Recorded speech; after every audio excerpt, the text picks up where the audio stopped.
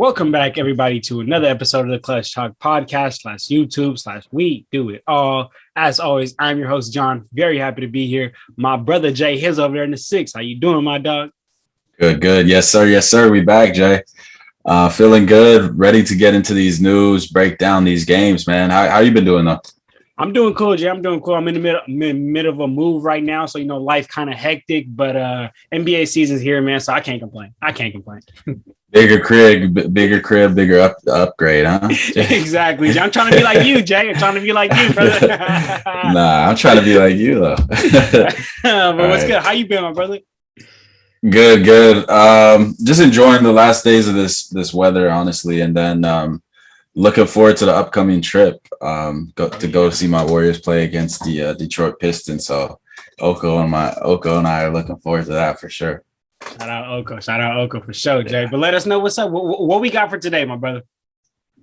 Yeah, so this is gonna be a shorter episode for everyone out there. Quick hitter.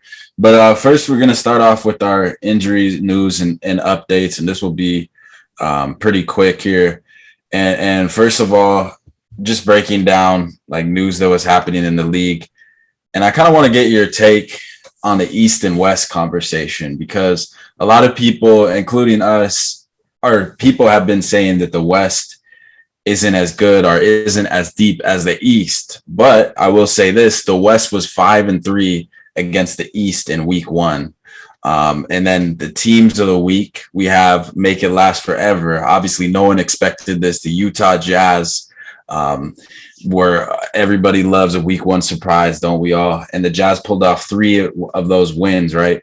And in fact, they beat in this stretch Denver, the Denver Nuggets, the Minnesota Timberwolves, and the New Orleans Hornets. So in those 3 teams that they beat are otherwise 6-0. So that's a pretty big feat in itself. And then another team that I had highlighted here is the Philadelphia 76ers, who went 0-3, a team who was 0-2 the last time we had our episode, Jay.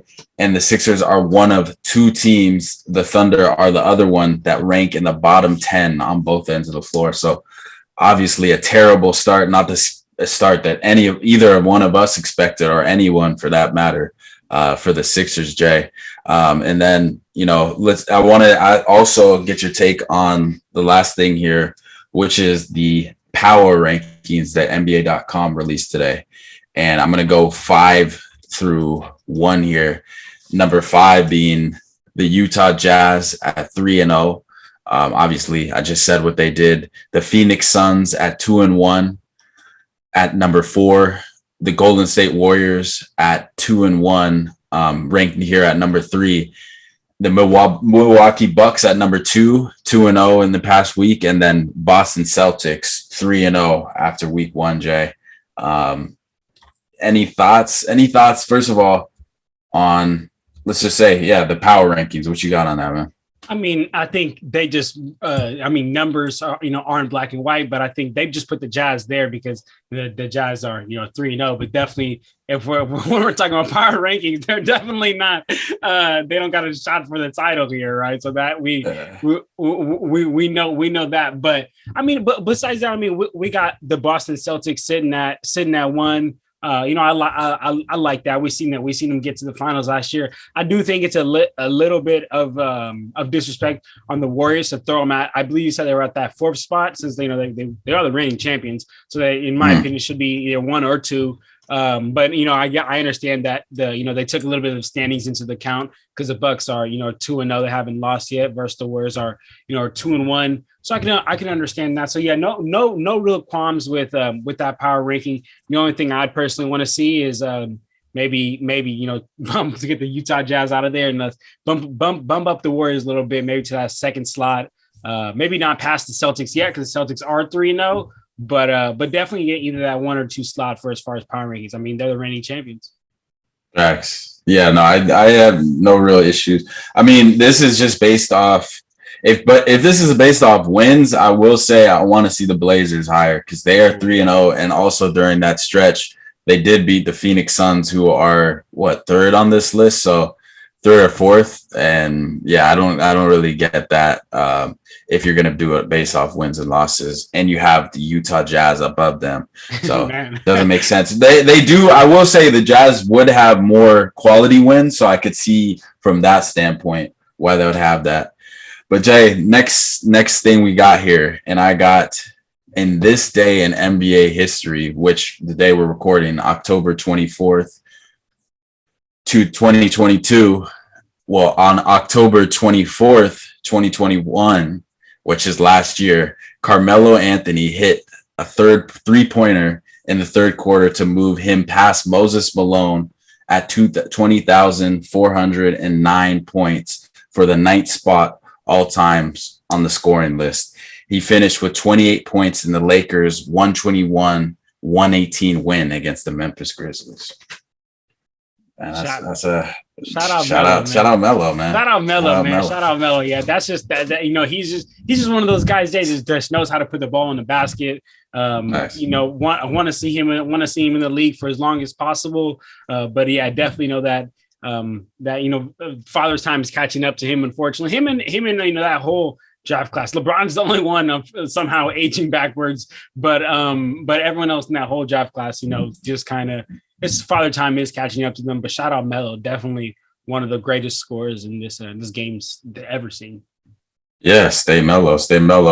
And next thing we got here is the players of the week for both the Eastern and Western Conference. I'll start us off with our Western Conference. And Jay, I think you know where I'm going with this. I don't know what time it is. Oh, that's right. It's Dame time. Damian Lillard, Portland Trailblazers. I mean, I think I thought that was pretty like standard. I mean, had a huge leap, led them to 3-0. Was just looking like his old self, right? You know, last year, people were saying he's injured. Because of his injury, he was washed. You know, he hadn't been the same player. And I wanted to see him get back to that. And obviously I invested a lot of capital in fantasy. So that makes these performances make me a little happy. But, you know, he was putting in work, Jay, in this stretchy against the Sacramento Kings. He had 20 points, 4 boards, 8 assists. Against the Phoenix Suns, he had 241 balls, 7 rebounds, 100% from the free throw line, 12 for 12, 48%. 60%, 41%. I know that this hurts, Jay, but absolutely came up with shot after shot, big shot after big shot against your Los Angeles Lakers. Torched them in that fourth quarter on 46% from 3, 60% from the field. Just a big win and was leading his troops, man. So that's why I got Dame time, Western Conference Player of the Week. But who you got, Jay? Dame time. I like Dame time. I'm a little salty right now, Jay. I got a little bit of salt in the wound. I got a little salt in the wound right now, Jay. So I can't go Dame time, but he has been balling out. Good to see him balling out. You know, being a Bay Area native myself, you know, definitely happy to see him, you know, doing this thing. Town business, exactly. Shout out real Oakland. But I'm going in another direction for the Western Conference Player of the Week. I'm going with that young Grizzly, Ja Morant, man. You know, he almost had the first 50 burger of the league. He had 49 points. You know, so far he's averaging 34 points per game and seven assists. He's just really been getting it done. Not 3-0 like Dame. They're 2-1, but you know, I think Ja Morant's been a big part of what the Grizzlies have been doing, and I just think he's just continued to take bounds higher and higher and higher. And I mean, it's crazy to see because he was really good last year already. So to see him go even higher is going to be a whole new love for Ja. But that's what I'm going for the early Western Conference Player of the Week. Yeah, Ja had a huge week.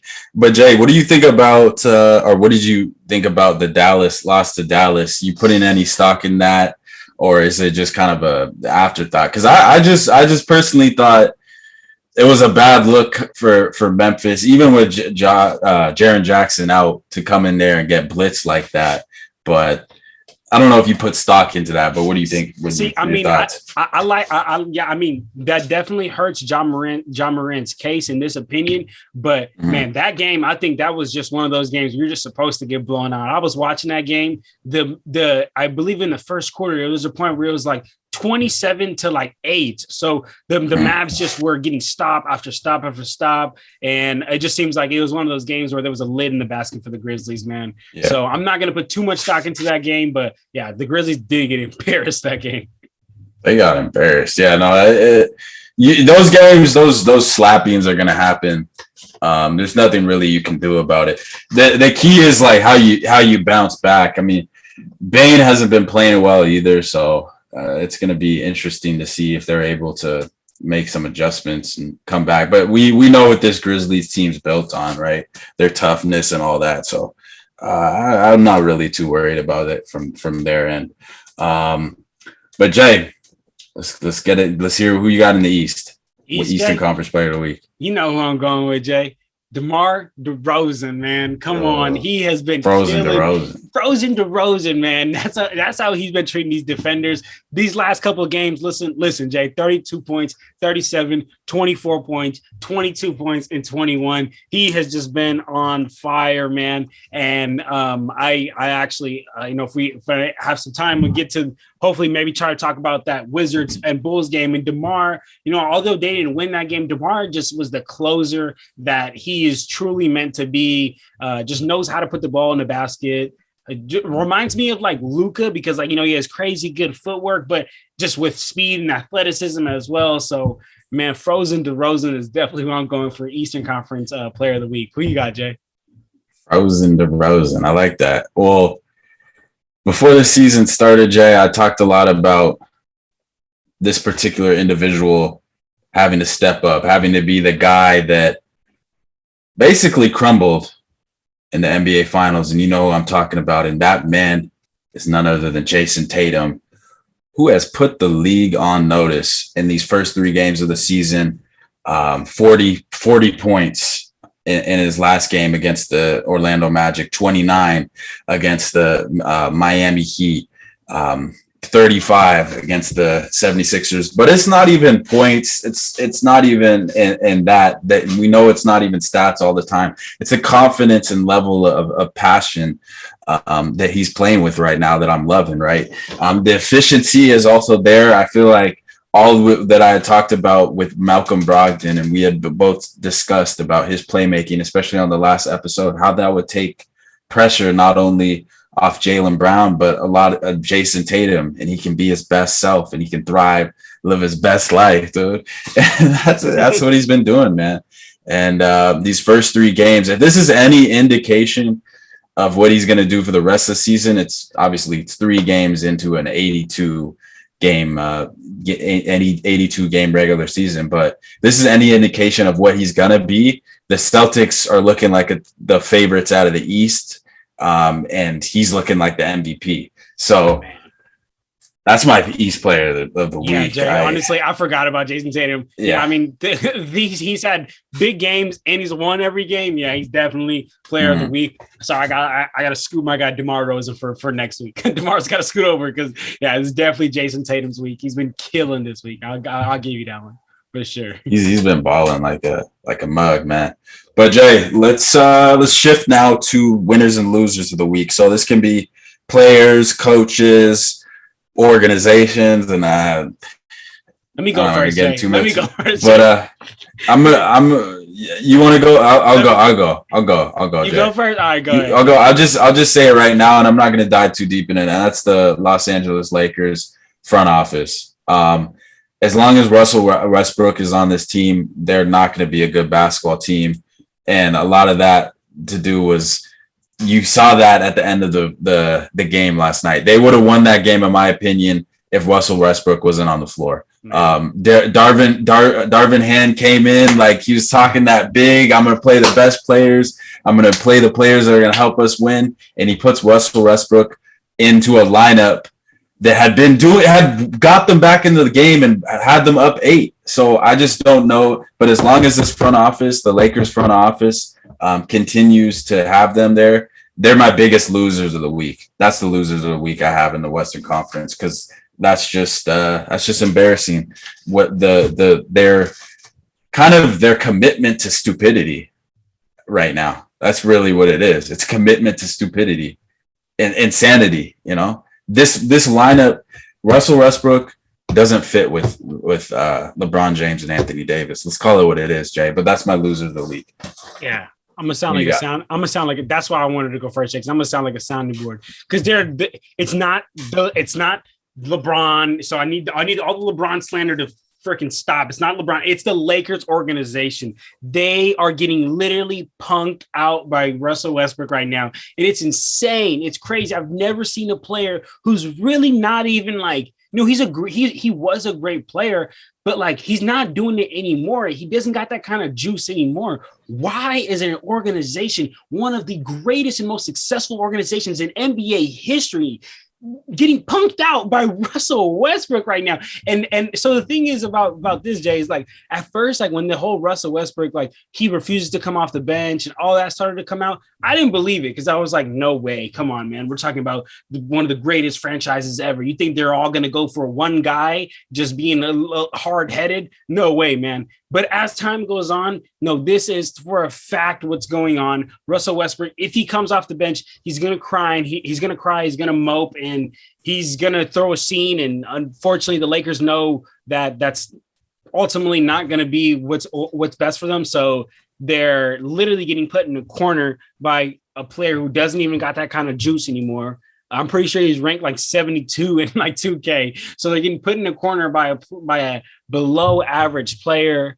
Extremely sad. But it doesn't, not to cut you off, but it doesn't, I don't think the fact that him demanding much, if they want to actually win basketball games, he'd be out the door. That's just what it is. That's why I have them losers a week. It's not about him playing. They can win games with him on the bench. They can win games with him on the bench.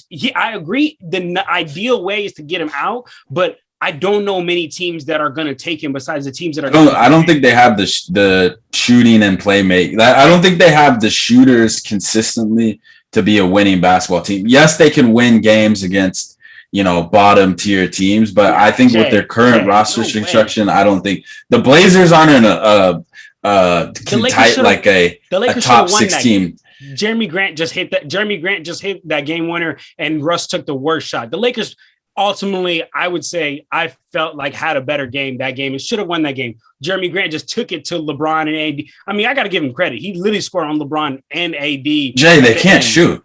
They can't shoot. I understand. They can't shoot. You can't win basketball games if you can't put the ball in the hole. Yeah, that's just a fact. But not a lot of teams can be as big as them. You're right. They're not a team they're not built to shoot threes. They're a team built to be inside. Like in the Blazers game, they had 66 points. That's what they need to do. 60 points in the paint. That's what they need to do. And you just stop trying to beat teams that are shooting threes. Like that's just not who they are. They're a team that scores inside and gets inside and scores points in the paint. So that's what they need to stop doing, is trying to be this 3-point shooting team. And I think that right there will be a huge step forward in the direction towards winning. I think it can happen with Westbrook, but he has to come on the bench. Is it ideal? I would like him out, but I mean, yeah, I'm right there with you, Jay. Losers of the week, the Lakers front office, Rob Pelinka, somebody do something, man. Do something. Yeah. And then let's talk about the winners of the week, and that's the Utah Jazz. Not only because they went 3-0 for me, but it's the fact that the teams that they beat along that run as well. They beat teams who I believe to be, contenders, or at least, top like 1 through 7, 1 through 6 teams in the East, in the West. And one of them being the Denver Nuggets, who I have as legitimate title contenders and to be, in that conversation. So they beat the Denver Nuggets and Minnesota Timberwolves and the New Orleans Hornets, who, like I said earlier, are 6-0. Sorry, yeah, the New Orleans Pelicans. I'm stuck in the past, man. No, the New Orleans Pelicans. I said the Hornets, but yeah, no, excuse me, the Pelicans, formerly known as the Hornets. But yeah, beating them. The Nuggets in Minnesota, and especially Minnesota for Utah, has to feel good for guys like Jared Vanderbilt, guys who were rattled off in that trade, to come away with the win against the Minnesota and Rudy, the likes of Rudy Gobert is huge. So I'll put them as, the biggest winners of the week for me. Jay, I wanted to go with the Utah Jazz, Jay, but only reason why I went other way is because historically, I mean, LeBron made some history. He tied Karl Malone for most 20-point games in NBA history. And he's at the age of 37, he's doing this, and he's going to most likely pass him up next game. So winner of the week, I give that to LeBron for making some history, man. But I did want to go with Jazz because that was big. Can't believe I beat the Nuggets. Yeah. Shout out to the Jazz. But let's go to the games of the week, Jay. I know you got a few games that you want to talk about, and we were talking about earlier, so I'll let you start this one off. All right, Jay, real quick, I'm going to run off this Wizards versus Bulls game. I saw a great game. The Wizards beat the Bulls 102-100, came down to the last second. It was one of those, real nail-biting games where you got the edge of your seat the whole time. It was 6 lead changes, 6 times that the score was tied. And the first thing I noticed when I was watching this game, Jay, was the aggression of Vucevic, man. He's just being a lot more aggressive in the post, on defense, everywhere. I mean, this game, he ended up with 24 points, 8 rebounds, and went to the free throw line 12 times. It was 12 of 12 to the free throw line. I feel like that's something we wouldn't have seen of him last year. That's that aggression. And I think, Jay, it's like, when you got when you got your big homie with you, what I'm saying? You just feel like you could do whatever, And I think that's what it is with him and Andre Drummond, because he got Andre Drummond with him now. So I feel like he's throwing a little bit more elbows, being a little more aggressive. So, happy to see Vooch getting down there because that's what the Bulls needed. Just wanted to give a quick shout out for anybody that's following us with fantasy, like Ayo Dosunmu and Kobe White, man, two great fantasy pickups. If you have the chance and if you're listening, pick those 2 players up. They will not let you down, especially right now with Alonzo Ball being out. They'll get some extended minutes and they'll definitely get it done. Back to the game really quick. I mean, the Wizards, they got off to a hot start, third quarter. They scored 13 of their 17 fast break points in that third quarter. The Bulls went down 61-73 with about 4 minutes to go in that third quarter. But then, you know what it is, Jay. DeMar was frozen, people. Frozen DeMar, man, was just bringing the Bulls back into this game, reeling them back into this game. Kobe White got a lot of big stops on the perimeter. And then DeMar went on the other end, just converted. At the fourth quarter, Jay, you know what time it is. Time for stars. So DeMar stepped up with 12 fourth quarter points. Bradley Beal also stepped up with 11 fourth quarter points. And unfortunately, not unfortunately, but Bradley Beal, he did his thing and he ended up getting a basket. That was the game go ahead basket. DeMar almost hit the game winner. The game winner literally went in and out for DeMar. And in my opinion, I think the Bulls played better. They had a better 3-point percentage, better free throw percentage and all of that. Just except, Bradley Beal, shot maker, got it done at the end and DeMar couldn't do it. But a great game. Definitely shout out Bulls and Wizards. It was a good game to watch. Yeah, I'm excited to see the Bulls fully healthy because they definitely got a solid core of guys, and I think they're a little deeper than they were last year. So definitely an interesting game to hear about here.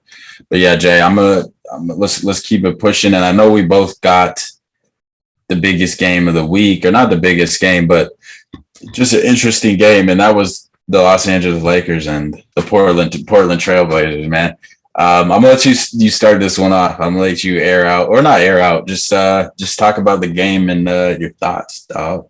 Man, Jay, first thought I had right when the ball, but before it even got tipped off, I was like, well, why in the world do the Lakers still run this stupid lineup of Lonnie Walker, Patrick Beverly, Russell Westbrook, LeBron, and Anthony Davis? It's just not going to work. Again, I think LeBron's got to be playing that more of the 1 or 2 rather than a 4.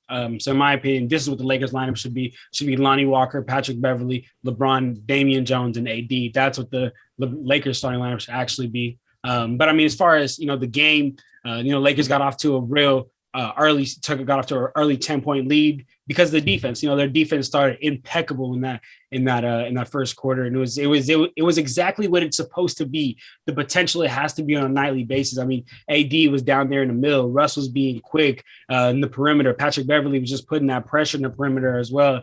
Anthony Davis had 3 blocks in that first quarter. I didn't feel like the Lakers were forcing too many threes, and I think that's where, you know, like I mentioned earlier, that's where they'll start to see some successes when they stop trying to be a team that shoots threes. Because like how you've said, they don't have the shooters to do that. So they went inside, man. I mean, they had 66 points in the paint that game. Touched on it a little bit earlier. And I mean, as far as the Blazers, I do want to talk about Nurk. Nurk was killing Damian Jones for a bit. It was AD. Yeah, he was. They had to get AD. He was. I remember exactly when that happened. Yeah, it was. They got it. They had to get him out of there, Jay. It was so embarrassing. They got it. Jay. That was bad. That was bad. You should. You at a certain point, you got to have some pride if you're Damian Jones. That was bad. But this has been a story of his career. I think he doesn't make adjustments in game, or it's like he's extremely docile. I don't know what it is, but he that was an embarrassing stretch. That was really. They subbed AD in so quick.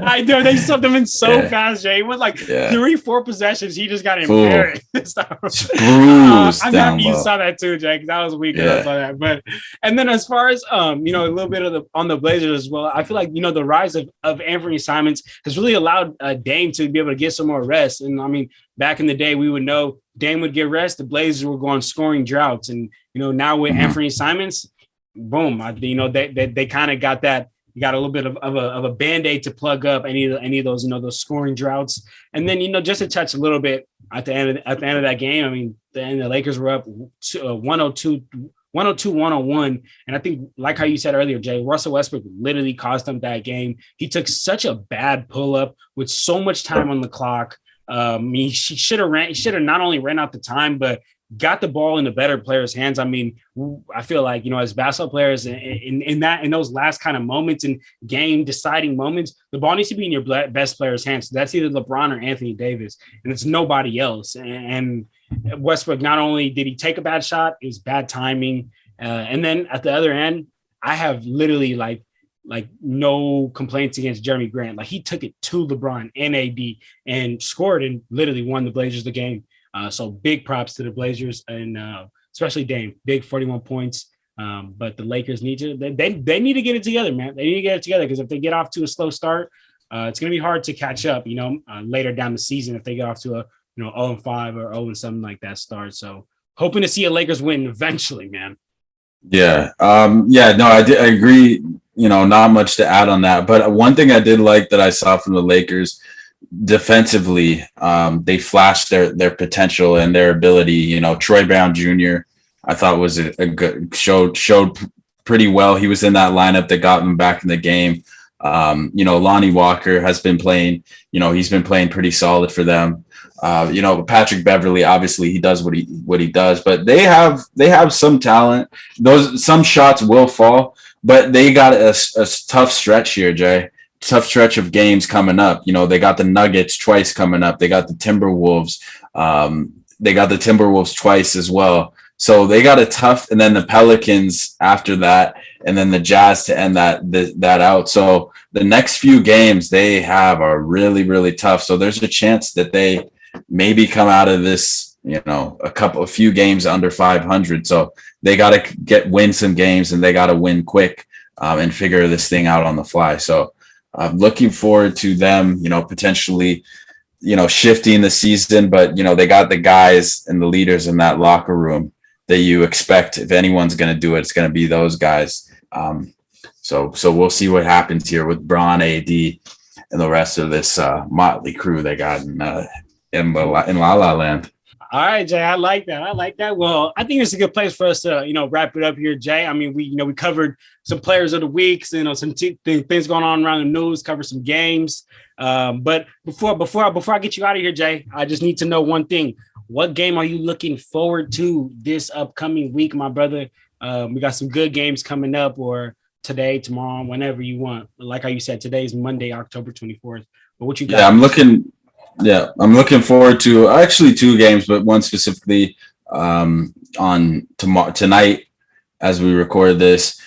We have the Denver Nuggets and the Portland Trail Blazers. I want to see if Dame continues this, and I also want to see Denver, who will most likely have most of their full squad if Jamal Murray plays. So looking forward to that matchup. And then, of course, I'm looking to not a rematch, the Phoenix Suns tomorrow night versus the Golden State Warriors at 10 p.m. Eastern time, 7 p.m. Pacific time.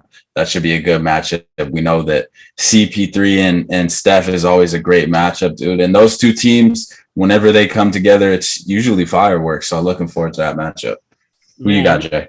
I'm right there with you, Jay, for that Suns and Warriors matchup. I think fireworks will definitely fly. But the other game that I'm looking forward to, Jay, is actually on Wednesday the 26th. And that's the Brooklyn Nets versus the Milwaukee Bucks, Jay. That's going to be a big game. We know the history of that. And, I'm sure Kevin Durant's got a lot coming into that. So, and I'm sure Giannis is trying to protect some of that title, man, or some of that juice that he got. So that would be a big game. But man, so for the family out there, let us know what games you guys are excited for. Let us know how you guys feel about, all that we talked about. Would be some injuries, the Lakers and their slow start, Russell Westbrook, everything, man. Let us know in the comment section down below. And as always, don't forget to get at us, guys, on social. We're on TikTok, Twitter, Instagram. So you name it, we there, man. Just look up Clutch Talk Pod and we there. So just keep showing love, man. If you're on YouTube, smash that subscribe button because we on the way. We on the road. We on the road to 200 before 2023. So make sure y'all show some love. But Jay, do you got any last words to say before we get out of here, my brother? Nah, repeat everything you just said and keep it coming. Keep the support coming, man. We appreciate it. If that's it, then we out of here, y'all. Clutch Talk out. Peace.